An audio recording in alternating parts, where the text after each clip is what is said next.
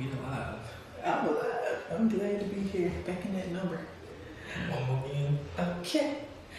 For those of you watching us on the YouTube, I'm sure you can notice a very small change right now. Just something very slight, kind of like Where's Waldo. You might see it, you might not. But we have new headphones. Amen. We have Beats headphones. And I just want to say thank you again to my honey buddy because he bought me these headphones and they are rose gold and all of my things are rose gold. So if you're looking on YouTube, you can see my iPad stand is rose gold.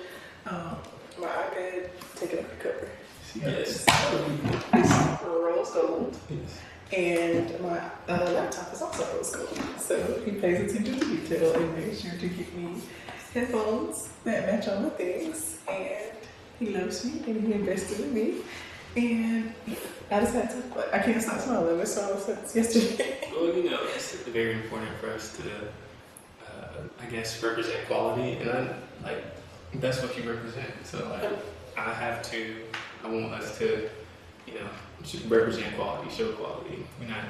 We're not filming a $10 podcast. Oh, you're not shooting a $10 podcast.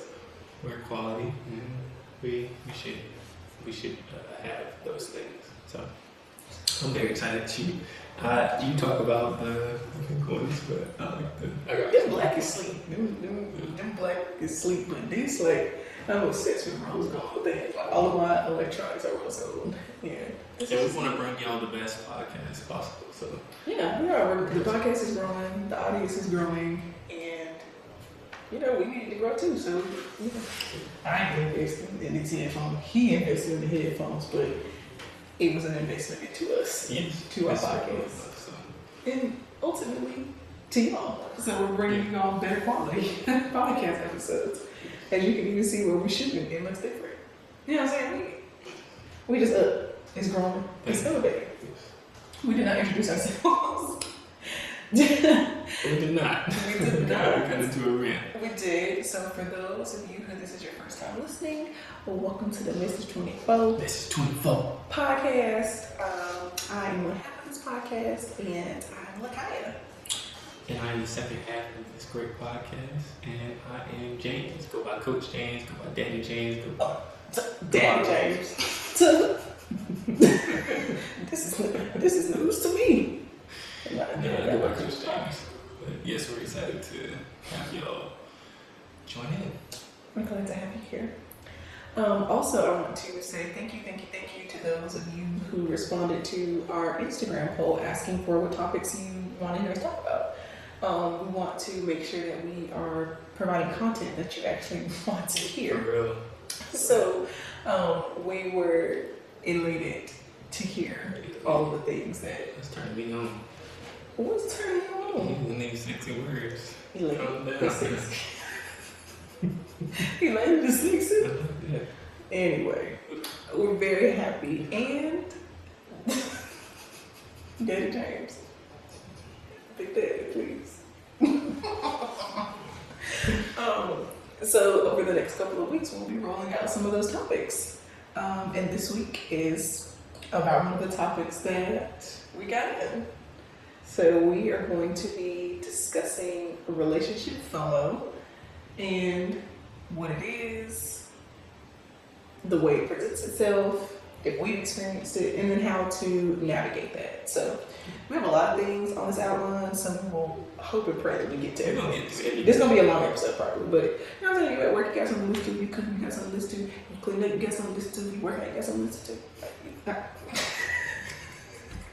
That's why I can't talk very fast. I can't tell. Tongue Christopher. What's the one? How many? Wait, what's that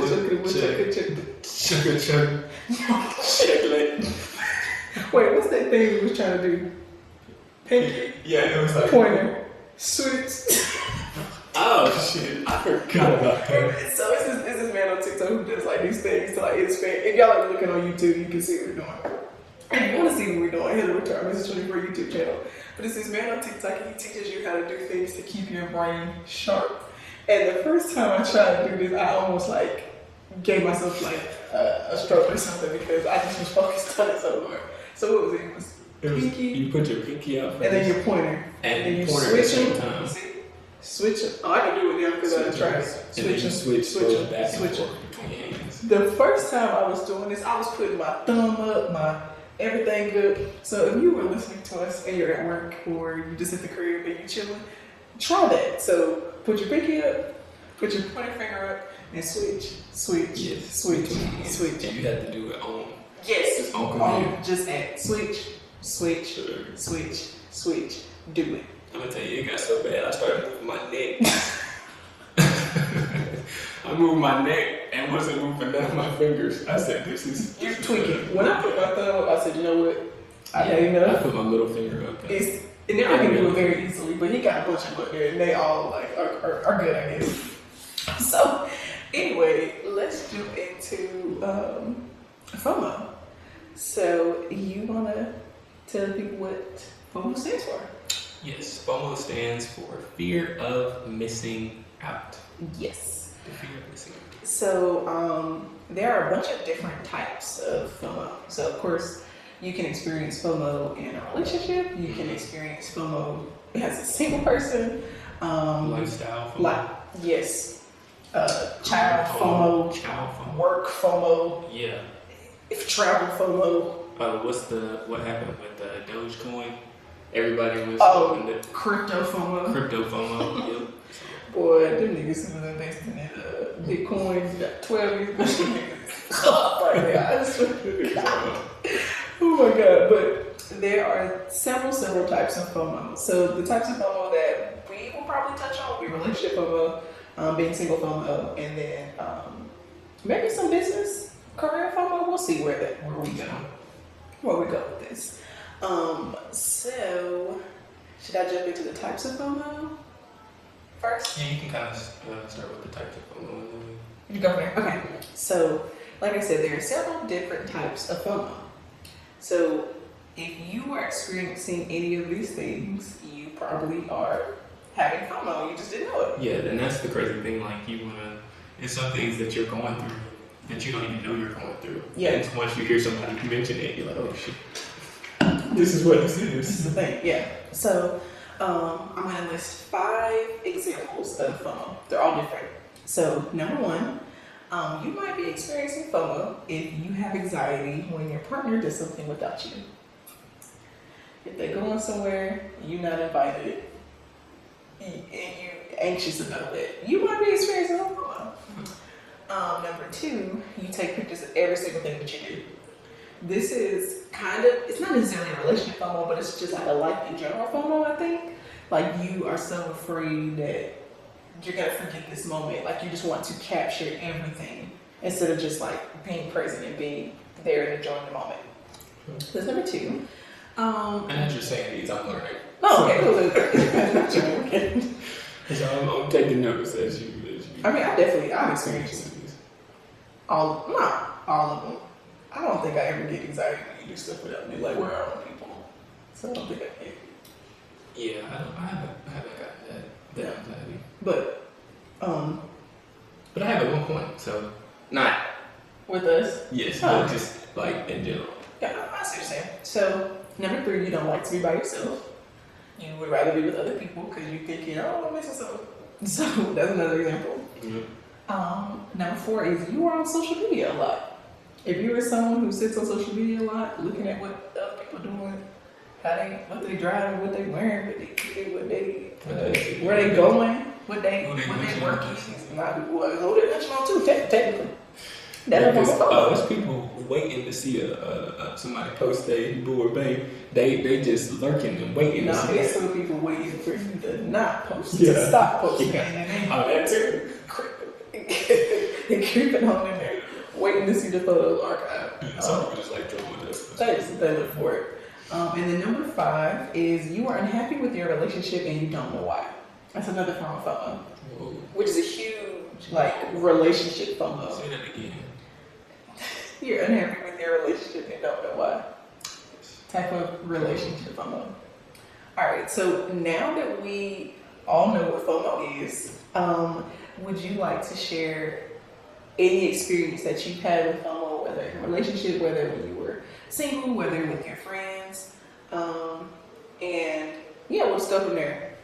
So your environment, I'm big on your environment controls how much FOMO you have. So I'll give this example. I'm always challenged with FOMO, even in our relationship. As we're shooting this podcast, there's a pool party that a lot of my line brothers are going to today. Can you? Oh, sorry. I didn't even know that. Okay. And this is something that's been talked about, and the thing about it is they're posting about it, and it's cool. Not to say I'm having a type of FOMO about it, but at the same time, we're building something. We're shooting a podcast. We know that we want to shoot a podcast. We know we want to spend time together, and so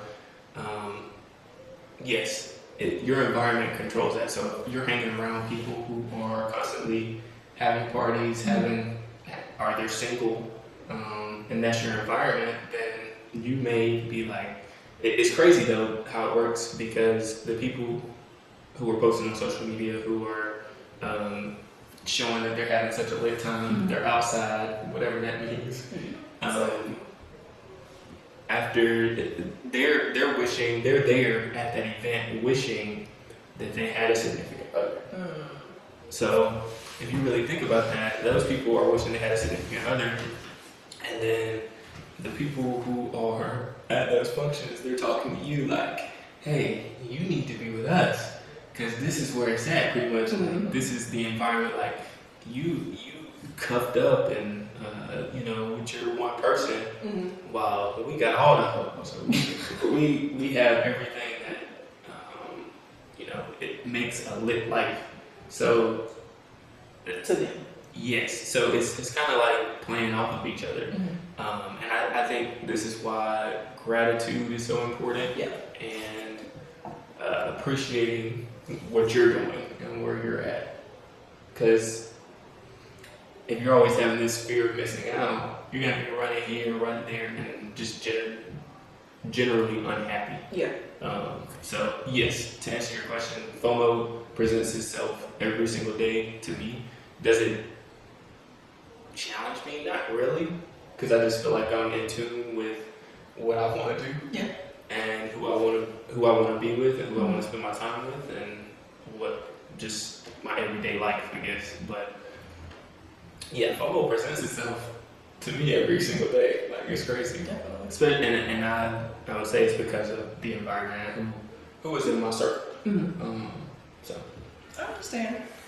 what about for you? I think I experienced FOMO a lot. Not necessarily in our relationship. I do think when we first started dating, I did have FOMO a little bit when we first got into a relationship. From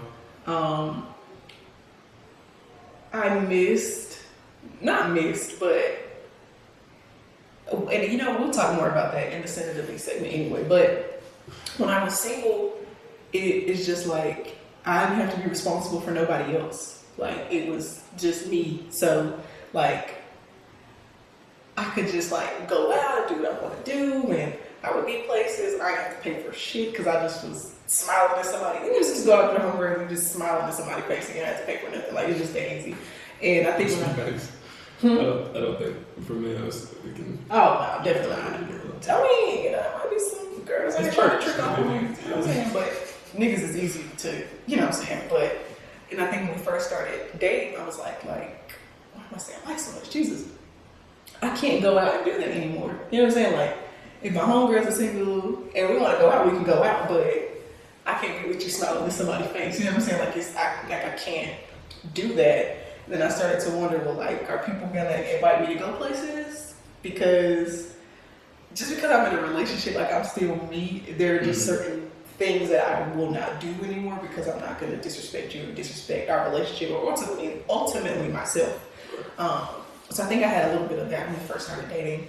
But I think outside of that, I experienced FOMO, like I talked about this a few times in the pod already, but like with my career and like not having kids right now, like I think I talked about that last week. Like I had like this deep down fear of having this beautiful career and then maybe not being able to have a family because we wait so long. Mm-hmm.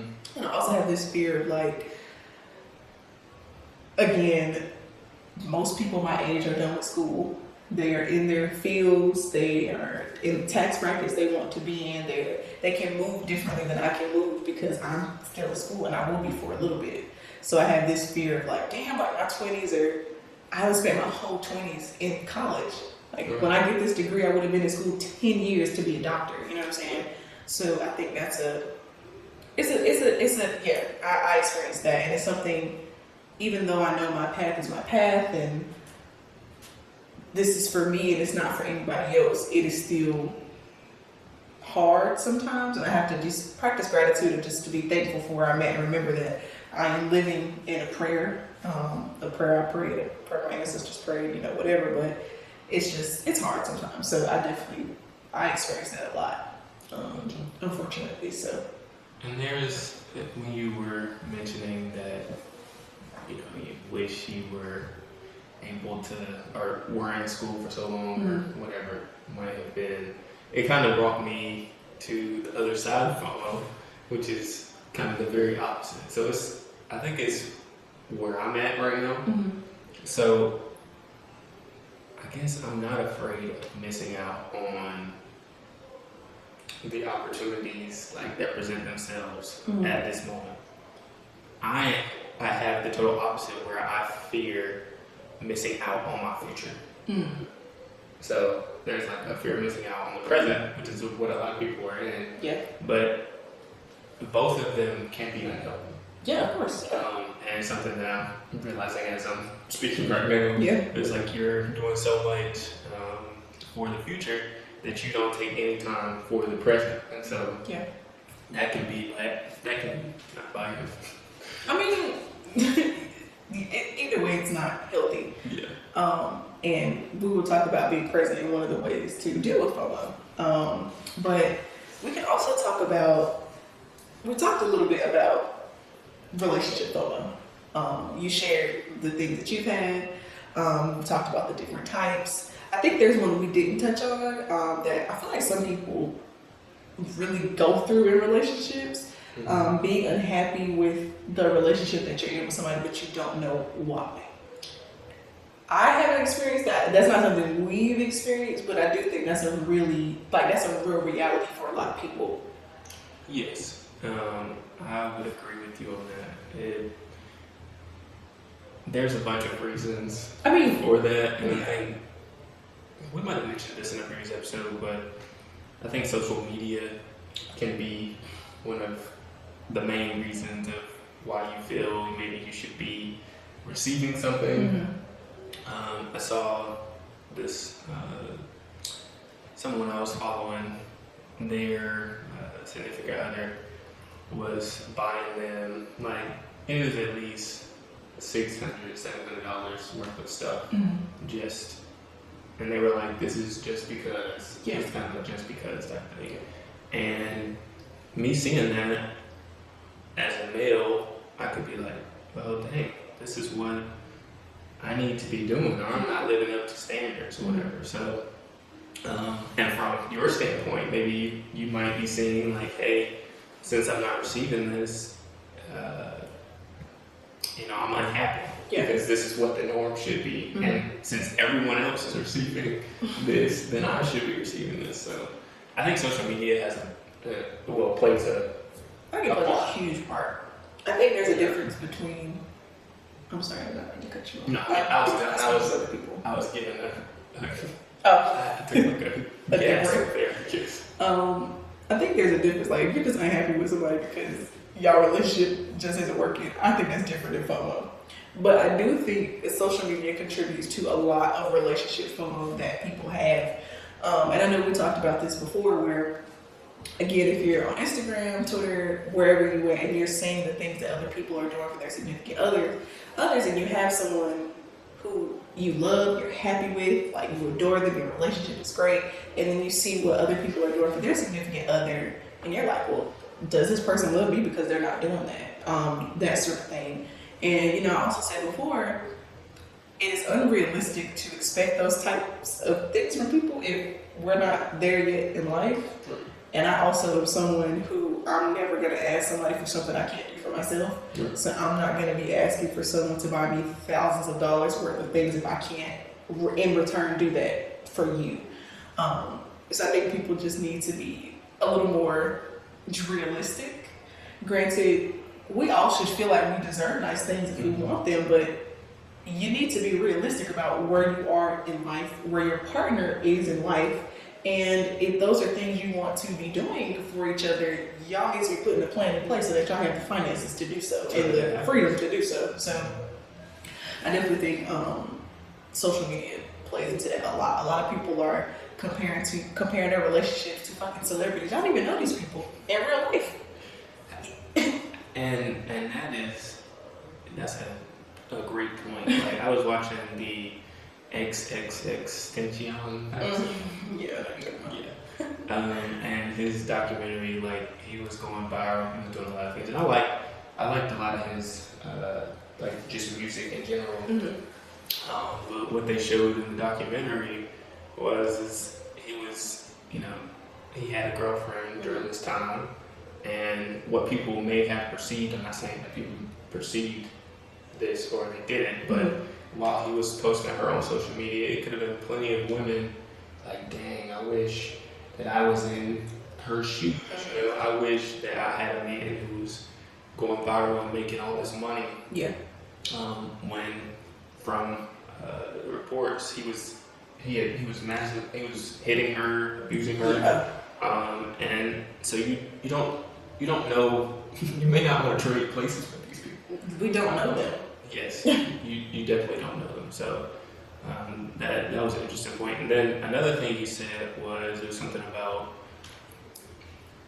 It sounded like you said people were defining what love is by what they see on social media. They are. And that's a red flag. I thought I had to say it. I'm sorry. No, go ahead.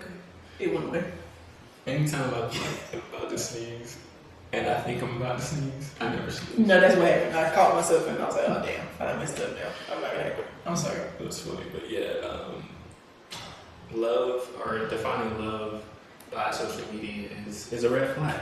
And if you feel like you're doing this or if you're struggling with this, then it's probably time to take a second from social media. Yes. Realign yourself with what you define love as. Yeah.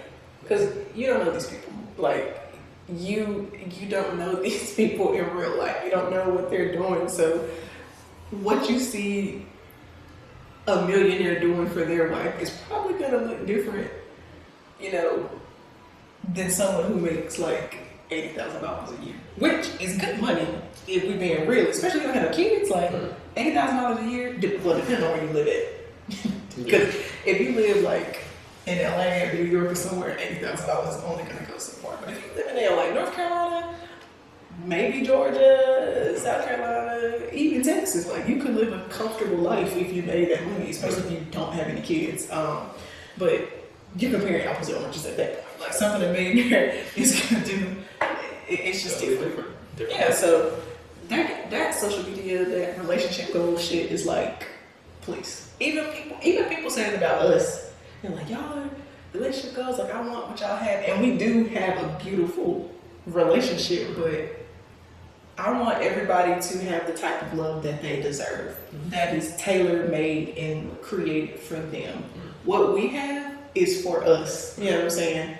And I don't think anybody should necessarily completely model their relationship after ours, because it might not work for you. It just because it works for us because of who we are. So you need to create a relationship for what you want and what you need and what your partner wants and what your partner needs. But I don't think anybody necessarily needs to be like, that's who you aspire to be, because at the end of the day we're just all people. And I would think about, if you see the good, think about some of the bad too. Like sometimes when you look at things, you only see like the glamour and Yeah. the good thing or what you think is good. Yeah. But if you really think about it, just think about our day today. We discussed that we wanted to. It would have been nice for us to just chill at the pool today, right? Yeah. And there's probably a lot of people chilling at the pool today. Yeah, I'm sure. But we decided to shoot a podcast. So is that happiness? To me, it makes us happy. Yeah. We know that we're trying to build something, but is that what everybody wants? No, To probably be not. taking up their time No. to be doing it? So. You coming off of working like 40, 50 hours this week. I have worked 40 hours in the past 4 days. I actually might be, yes, it's been 40 hours in the past 4 days. Yeah. So we're doing all of that and then still coming and doing this. Yeah.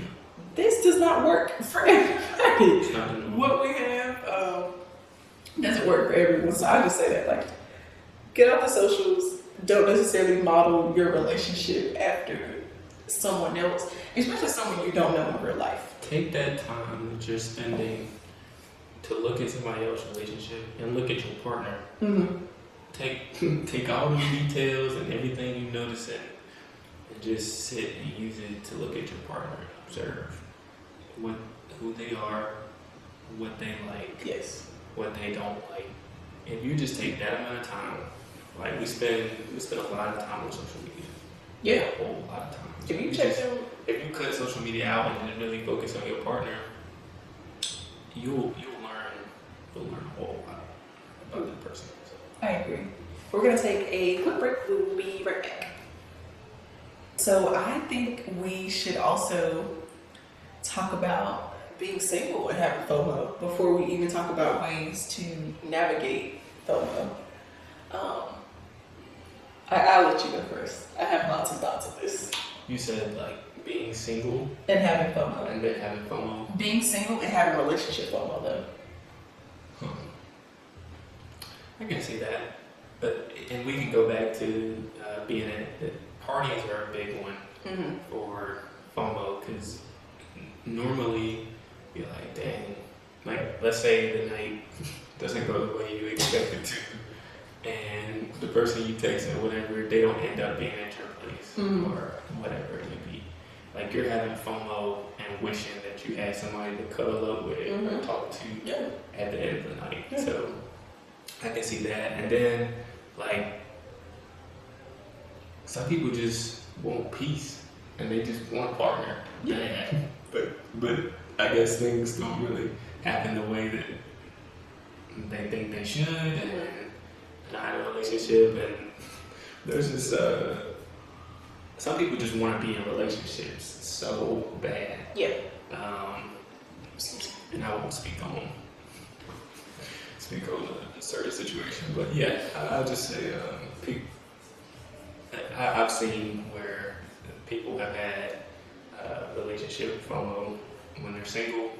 I don't know if other than I guess at parties I'm sure you'll bring up something that maybe a trigger moment. But I mean, from what I'm thinking of, yeah. I mean, I have been in a relationship for almost 2 years and I can't. It's different. I know for a fact I have a relationship FOMO. I used to be somebody who wanted to be in a relationship so bad. So you was the person I was just telling. Yes, I used to want to be in a relationship so bad, but I wanted to be in one for all the wrong reasons. Like, I wanted to be in a relationship just to have somebody and to be able to show this person off on social media and to just be able to like shit on all the niggas who did me wrong. Like that's why I wanted to be. Not with you, but Am I that person? No. This was prior to even meeting you.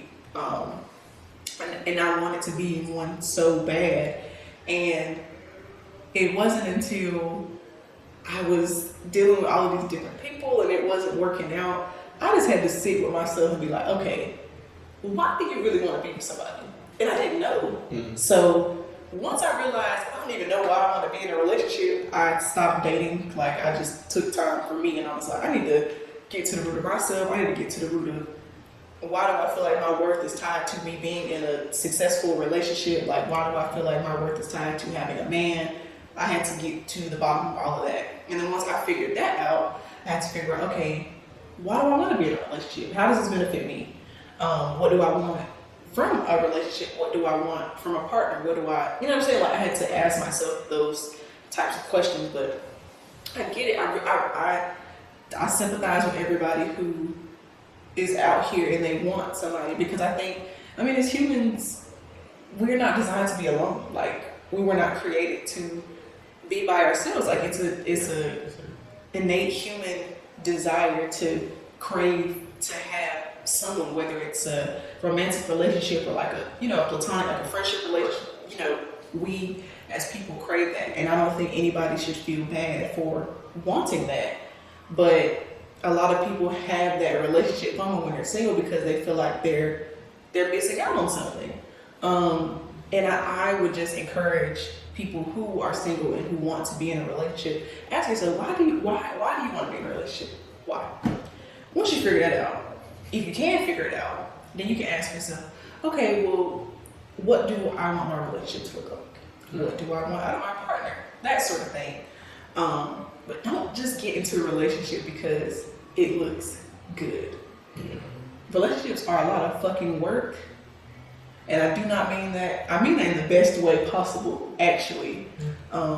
Being in a relationship can be uncomfortable because you are no longer thinking about just you. You are now responsible for taking into account someone else's feelings.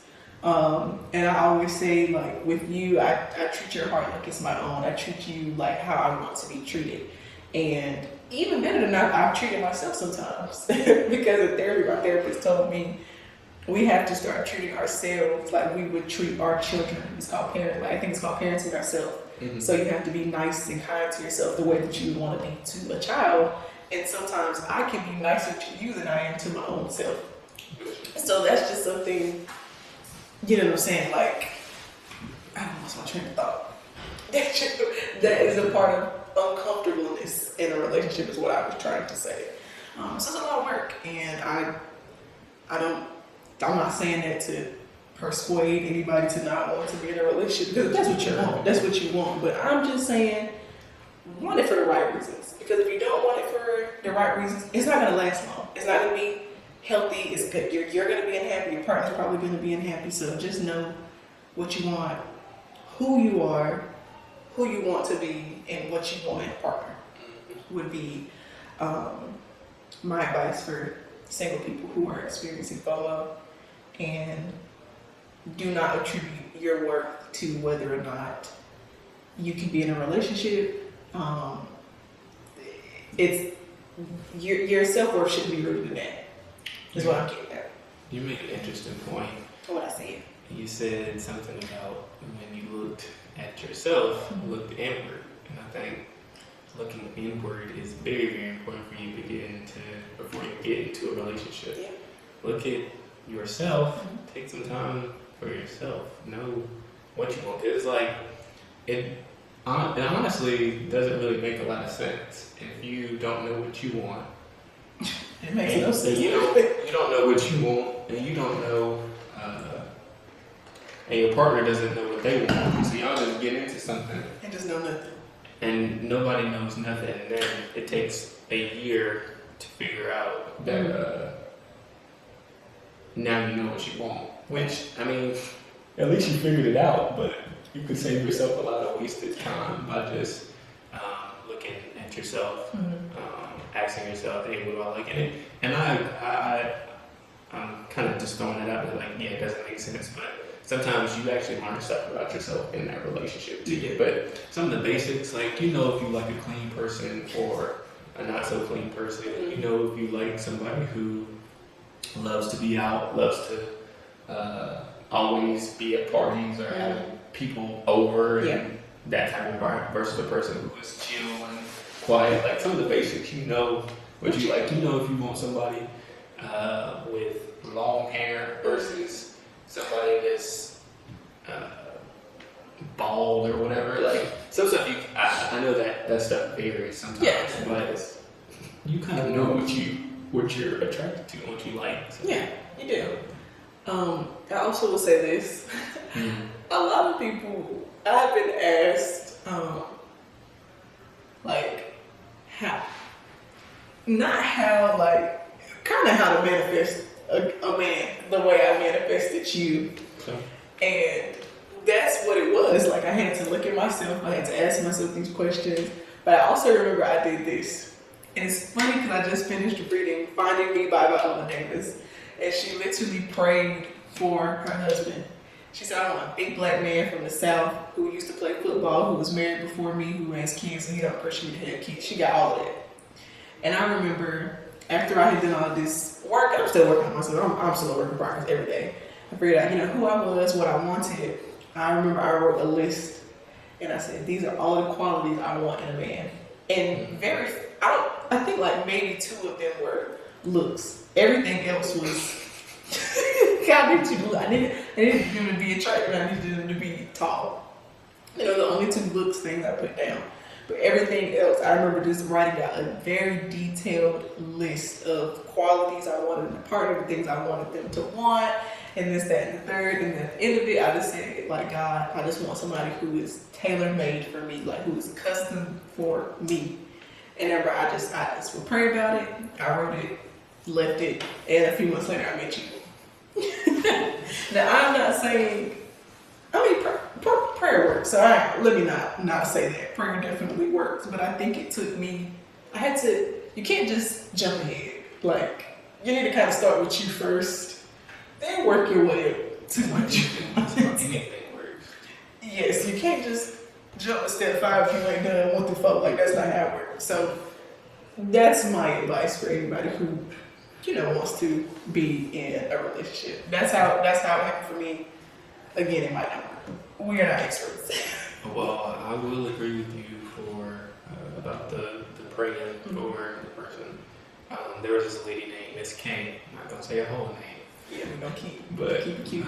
We would always be in church on the 4th Sunday of the month for this youth union, and she would always say, "Pray for your mate," and she would say it every single Sunday. And at all the meetings, she was like, pray for your mate. Don't go out here trying to force nothing. She said, pray. You need to be praying for your mate every single day. So I thought that was, when you mentioned that, it rung a bell. Yeah. She would always say that. I'm not gonna get super religious. I'm gonna keep it.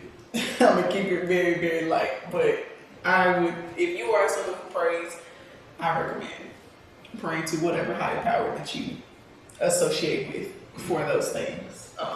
Is something that I would do.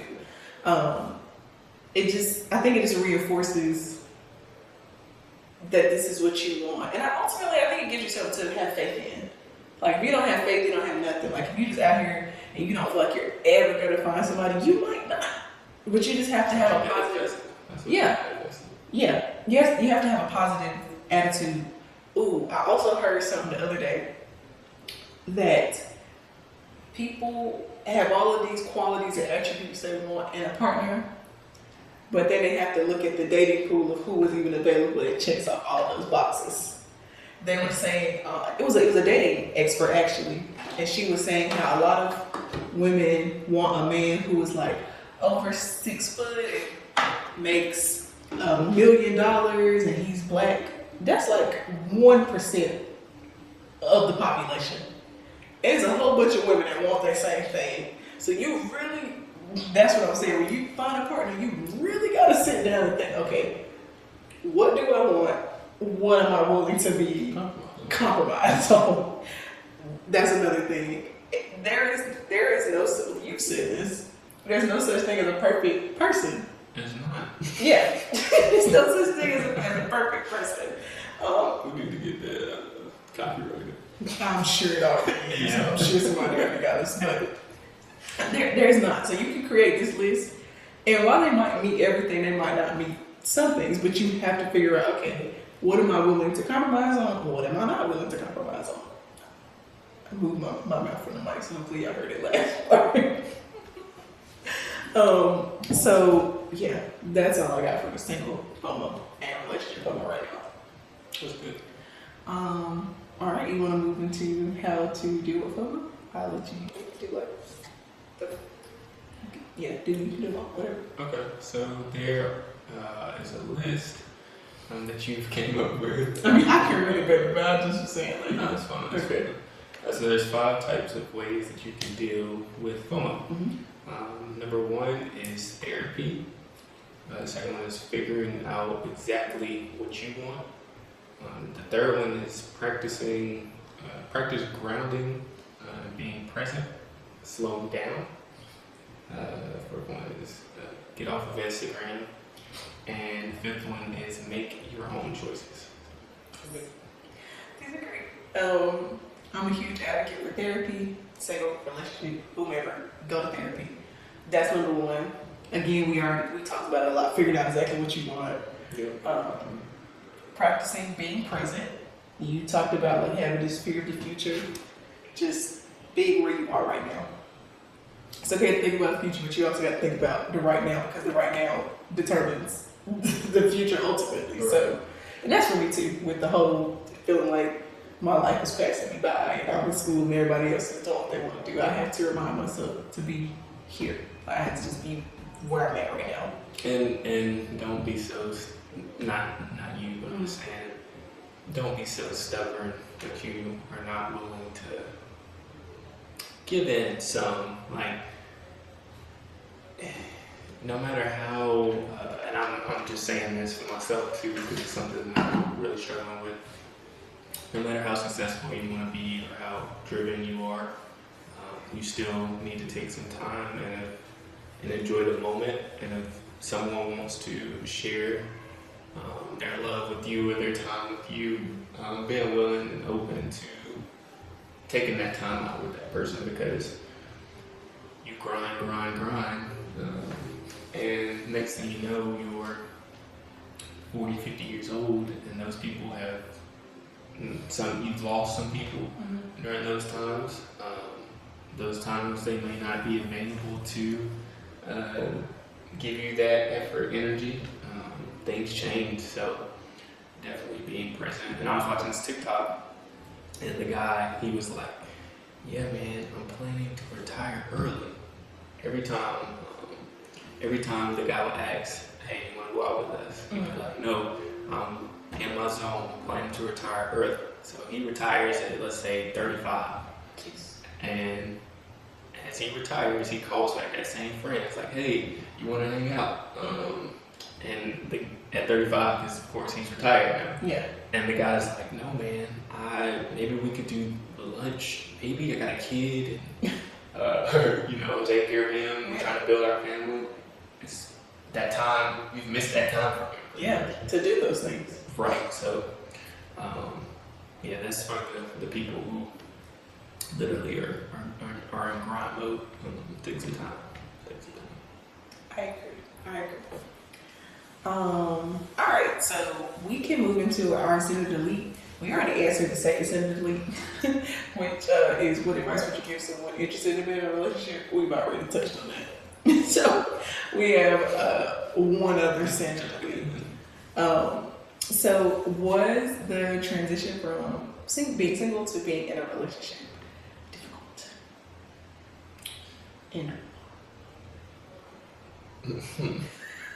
That's a trick question. This is gonna put me in the dog. What